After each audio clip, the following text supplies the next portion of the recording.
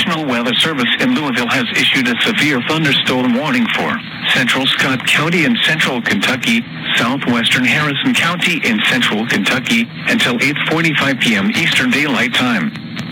At 8:16 p.m. Eastern Daylight Time, a severe thunderstorm was located 11 miles north of Georgetown, moving southeast at 20 miles per hour. Expected hazards include 60 miles per hour wind gusts and quarter-size hail. This is a radar-indicated threat. The following impacts are expected. Hail damage to vehicles is expected. Expect wind damage to roofs, siding, and trees.